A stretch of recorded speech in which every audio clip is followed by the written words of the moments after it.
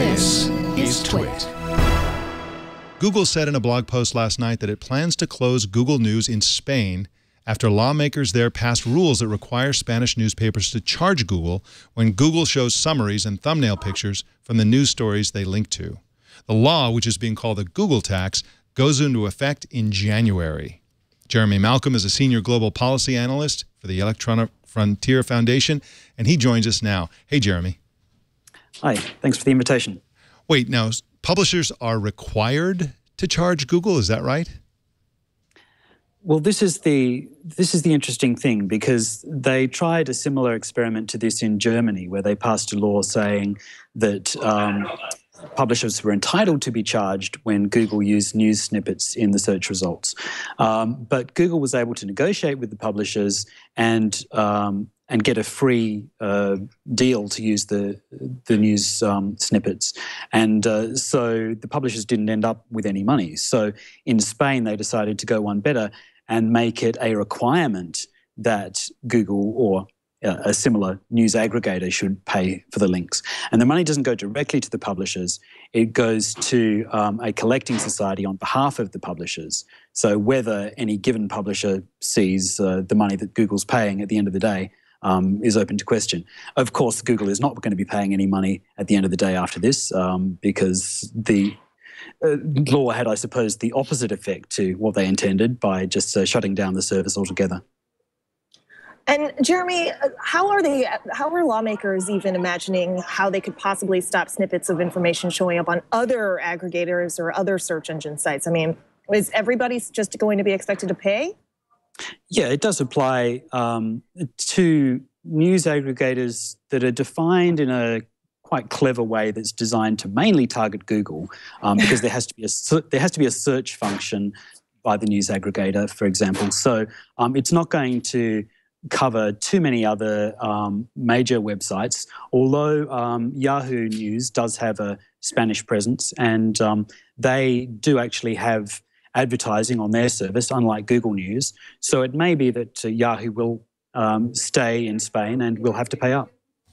It seems to me that Spain is a particularly unfortunate country for this experiment to be taking place, for the simple reason that there are probably more Spanish-speaking countries out there with national versions. For example, any Spanish news fan can just sort of call up the Mexican version or the Argentinian version, or, you know, they take your pick. There are many, many Spanish language versions of Google News that will be available to Spanish news viewers.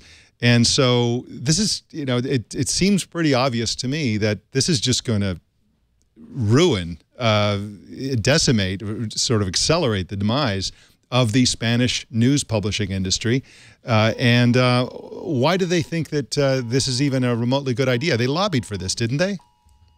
Yeah, I mean, I think that they didn't look very far ahead when they planned this. But just to respond to your point about how you can easily go to Mexican Google News, it may not work that way, because reports are that Google is also going to be pulling the Spanish newspapers' search results from across its Google News product. Even in the countries where Google News is still available, they won't carry the results from the Spanish news sources. So although, yes, you could still go to another Spanish language news product, it still won't have that much news in it, except for the news that comes directly from Mexico or Argentina or wherever it is.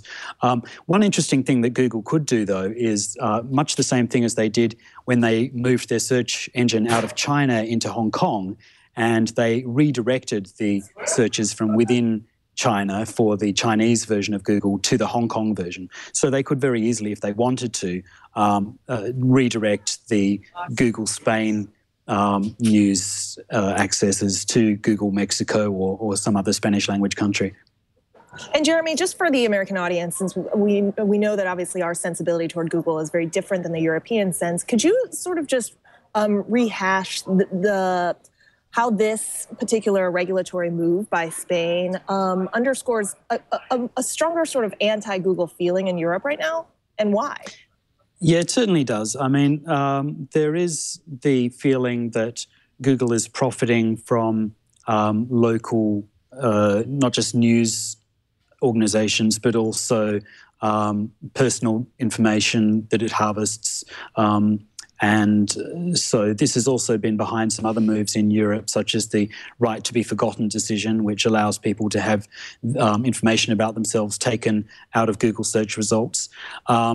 And of course, there have been antitrust moves in Europe against Google, and also moves to make sure that Google pays its fair share of tax. The UK recently announcing a different sort of Google tax, not a tax on search results, but an actual company tax to target Google, which is well known for shifting its tax base around to the most favourable foreign jurisdictions, notably Ireland. So, yeah, Google is not seen in very high favour in parts of Europe. And so this is really just a part of a broader attack, I guess, on Google's operations here. Now, you mentioned the German case in which the option was provided by law for publishers to try to charge Google or have their information removed, actually, and a major German publisher tested it. They had a massive reduction in traffic to their websites, and that was an experiment you called a manifest failure. But weren't they trying to demonstrate Google's overwhelming monopoly power? Didn't they consider that a success? Well, I'm not sure if that was their intention. I think that really this is not a complaint about Google indexing content, whether it's in Germany or Spain or anywhere. We've found that the news organizations really do want and depend on Google indexing their content.